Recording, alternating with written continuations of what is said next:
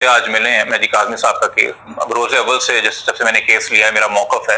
कि इस केस को दफन करने में सूबे का आईजी खुद मुलव्वस है। इसी सिंध पुलिस ने चाइल्ड मैरिजेस के कुछ केसेस में बहुत बेहतरीन कार्रवाई करी है, और कुछ केसेस में वो किसी भी वजह से पर्सनल हो गए तो उस केस को दफन करने में भी उन्होंने अपनी तरफ से कोई कसर नहीं छोड़ी थी। यानी कि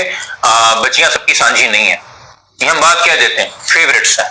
आईजी साहब के फेवरेट्स हैं, डीआईजी साहब के फेवरेट्स हैं। अच्छा, इसी तरीके से जजेस को हम बात कर लें, मैं आपको एक ही जज का फैसला दिखा दूंगा जहां बच्ची दरियाफ्त पहले किया गया कि कम उम्र है कि नहीं, मेडिकल करवाया गया।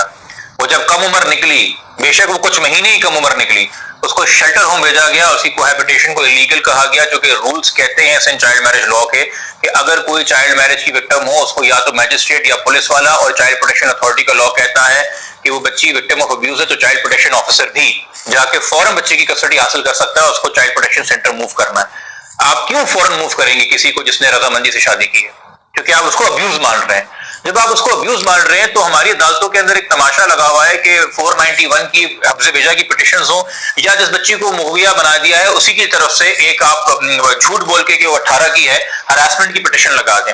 और अदालतें सिर्फ बच्चियों का बयान रिकॉर्ड करके अगर उसको भेज देती हैं, ना मेडिकल करवाती हैं। तो आपने एक जुआ खेला है ना, एक गैम्बल खेला है कि कल को बच्ची माइनर भी निकल सकती है भाई। तो आपने किस पे गैम्बल खेला? जज साहब ने अपने करियर पे तो नहीं खेला,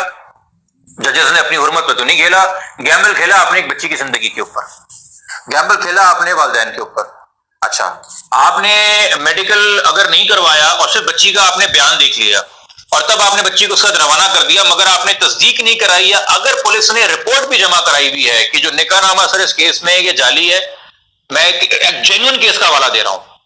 कि जिस दिन वो केस निपटाया गया है उस दिन पुलिस की प्रोग्रेस रिपोर्ट फाइल में जमा हुई जिसमें कहा गया कि निकाहनामा जाली है, निकाह ख्वाह इस नाम का एग्जिस्ट नहीं करता, ये गवाह मौजूद नहीं है, ये निकाह यूसी में रजिस्टर्ड नहीं है। आपने उसको रवाना कर दिया पुलिस प्रोटेक्शन में।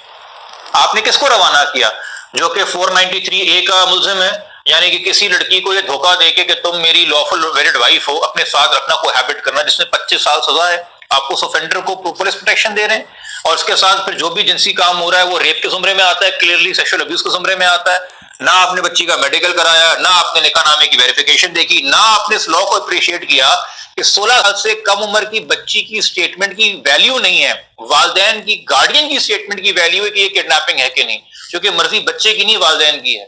अब आप जाके लड़ते रहे, अपीलों में जाके लड़ते रहे, ट्रायल कोर्ट के अंदर फाइट करते रहे, मगर ये पूरा पीरियड जो गुजर रहा है जब वो मुल्जिम के साथ है, जब वो बच्ची ओपन टू अब्यूज है, सब्जेक्ट टू अब्यूज है, किसके खाते में लिखा जा रहा है? किसकी जिंदगी के साथ गैम्बल खेला गया है? ये बातें अगर मैं करूं, किसी को एतराज हो, कोई नाराज हो तो चले जी, हो जाए, क्योंकि मेरा करियर या मेरी लॉ प्रैक्टिस जो है वो किसी मासूम बच्चे की जिंदगी से या मजीद जो बच्चे मुतासर होने वाले हैं उनसे ज्यादा नहीं है। और जिस तरह से आप यूट्यूब का ट्रेंड देख रहे हैं, यार एक वक्त था आर्मी चीफ का नाम लेते लोग डरते थे, 12-12 साल के बच्चे मजाक उड़ा रहे होते हैं।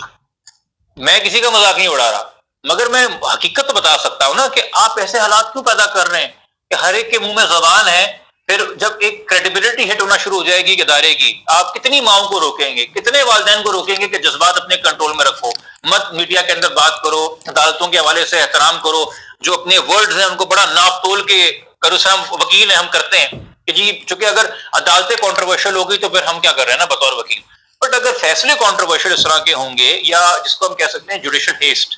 जल्दबाजी के फैसले, वेल थॉट आउट फैसले नहीं, बस निपटाव कार्रवाई,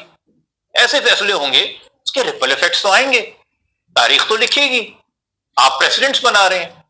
उन प्रेसिडेंट्स का जिक्र होगा कि जी ऐसे ऐसे केस यूं तरीके से जो हो गए, फिर क्या फायदा 5 साल बाद, 6 साल बाद उस केस के अंदर सुप्रीम कोर्ट कहे कि नहीं यार ये गलत नहीं, ये सही हुआ था, बच्ची की तो जिंदगी हो गई जो खराब होनी थी, वालिदैन की जिंदगी तो हो गई जो खराब होनी थी। ऐसे केसेस को डील करने के लिए कोई एसओपीज एग्जिस्ट नहीं करते। ऐसे केसेस को डील करने के लिए कोई मुल्क गिर सुप्रीम कोर्ट ने आज तक जुडिशियल कॉन्फ्रेंस नहीं रखी कि बच्चों को और औरतों के केसेस के अंदर हमने कैसे ऐड करना है, हमारा प्रोटोकॉल क्या होगा, हमारी तरजीहात क्या होंगी। ना सुप्रीम कोर्ट ऐसे किसी केसेस में हिम्मत करके थोड़ी सी जुडिशियल करेज दिखा के डिटेल्ड फैसले दे जिसमें कोई एसओपीज वजह करे कि जी ये सारे आप चेक्स करेंगे उसके बाद फिर आप फैसला करें। मैं ये नहीं कह रहा कि हर क्लेम वालिदैन का कि बच्ची कम उम्र है सच्चा होता है। बहुत से वालिदैन डॉक्यूमेंट्स बनाते हैं बच्ची की अगवा होने के बाद, 18-19 की बच्ची होती है, उसके अगवा होने के बाद डॉक्यूमेंट्स बना के उसको 14-15 का दिखाएंगे, ऐसे केसेस होते हैं। बट आपने तो, यू कहते हैं अंग्रेजी की कहावत है, err on the side of caution, फूक फूक के कदम रखो, ठीक है। तो हौले हौले चल ओ सनम, अगर गाने की उम्र, मफहूम बात का ये है, please ensure before you write off, before you pass a judgement,